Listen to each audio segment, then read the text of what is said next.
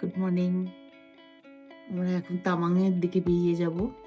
সকালবেলার কিছুটা সুন্দর পরিবেশ এবং সুন্দর যে দৃশ্যটা আমি তোমাদের একটু দেখিয়ে দিই চা খেতে খেতে। তো এক মিনিট লেট হচ্ছে, দাঁড়াও।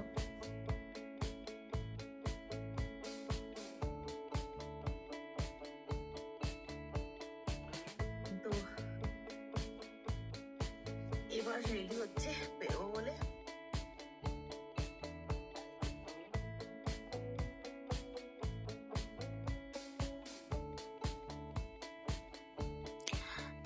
আমরা দিরাঙের রাস্তা ধরে বেরিয়ে পড়ব। সুন্দর সুন্দর পাহাড় নদীর গা ঘেঁষে তাওয়াংয়ের উদ্দেশ্যে বেরিয়ে পড়ছি। ঘুম তো অনেক সকালেই ভেঙে গেছে, কিন্তু এবার রেডি হচ্ছে বেরোবো বলে।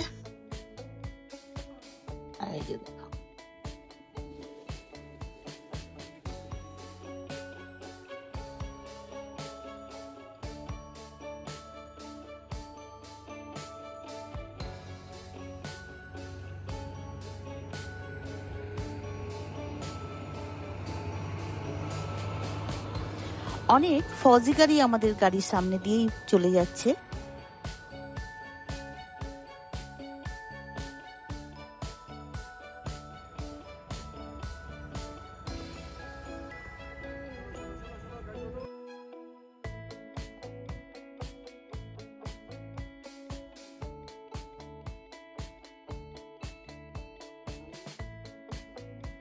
আমাদের সাথে একজন ফৌজির রাস্তায় দেখা হয়ে যায় এবং আমাদের কাছে হেল্প নেয় তার ক্যাম্পে ছেড়ে দেওয়ার জন্য।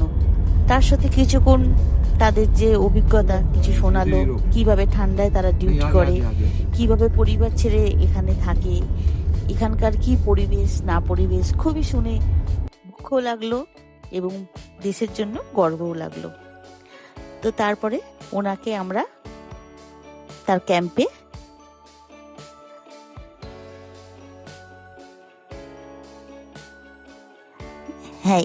ইনি ফৌজি, ইনার সাথে খুব ভালো ব্যবহার হলো এবং ওনার ক্যাম্পে ছেড়ে দিয়ে আমরা আবার চললাম।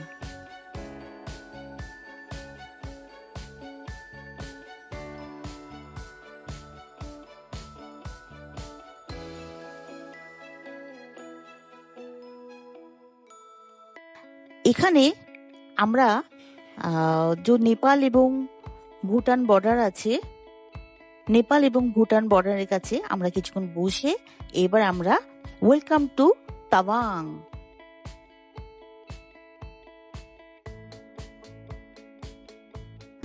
আমরা চলে এলাম নুরানাং ফল। এখানে কয়লা মুভির শুটিং কিছুটা এখানে হয়েছিল, তানহাই তানহাই গানের শুটিং কিছুটা এখানে হয়েছিল।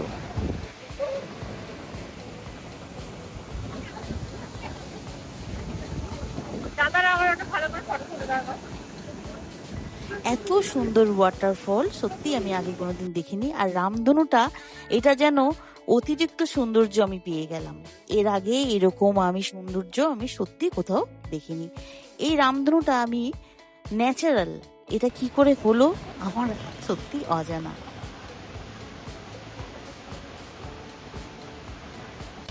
আমরা এখানে কিছুক্ষণ থেকে ঝর্ণার সৌন্দর্য উপভোগ করে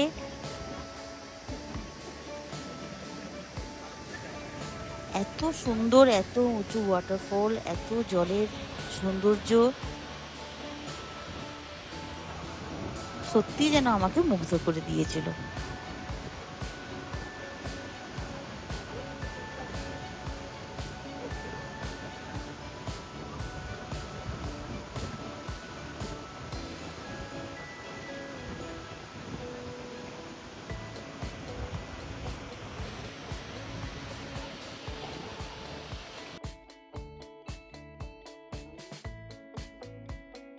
আমরা তাওয়াং সার্কেলে চলে এলাম।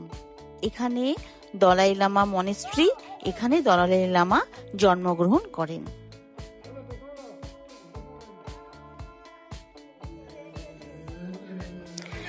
এখানে আমরা কিছুক্ষণ থেকে প্রার্থনা করে তারপর আমরা বেরিয়ে পড়ব।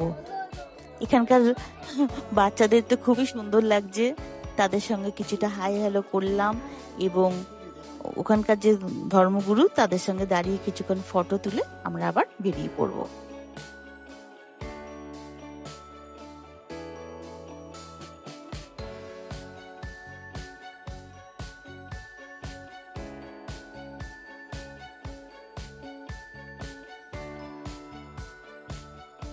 এবার আমরা চলে এলাম যশবন্তগড় ওয়ার মেমোরিয়াল হলে। এখানে তোমরা আসতে ভুলো না কিন্তু। আমাদেরকেও সেই ফৌজিও আমাদেরকে এই রিকোয়েস্টই করেছিল, তো আমরা এখানে এসে কিছুক্ষণ থেকে তারপর আমরা বেরিয়ে পড়ব।